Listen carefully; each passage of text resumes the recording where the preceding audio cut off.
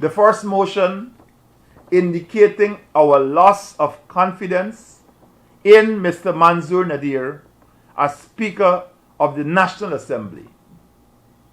And the second motion requiring that members of the government benches of the House of the National Assembly be sanctioned for their unparliamentary conduct in the Assembly during the debate on the Natural Resources Fund Bill. Opposition leader Joseph Harmon during a press statement on Sunday evening. These motions come on the heels of the passage of the Natural Resource Fund Bill number 20 of 2021, which has left both opposition and government members of Parliament standing on grounds of uncertainty.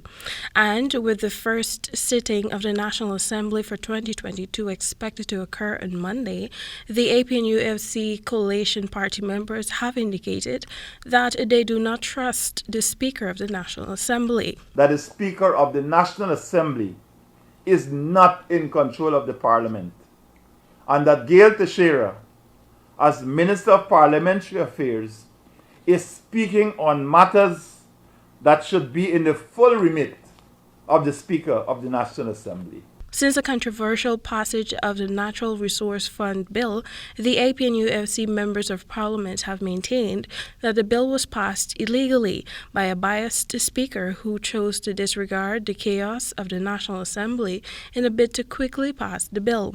According to Harmon, his party's position on the bill remains the same since the mace was absent from its place and both members of the government and opposition benches were not seated when the bill was passed.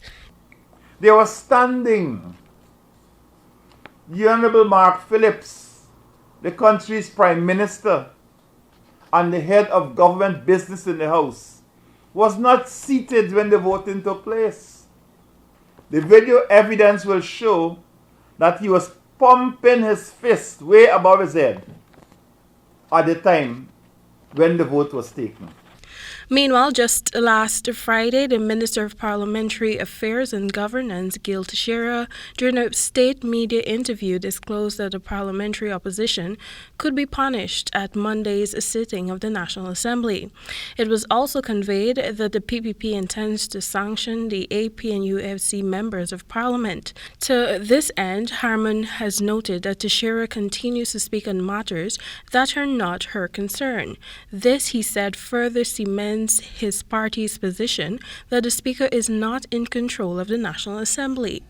Additionally, in response to the PPP's intention to sanction members, Harmon opined that it is a ploy to silence them from scrutinizing the 2022 budget, which is scheduled to be read on Wednesday.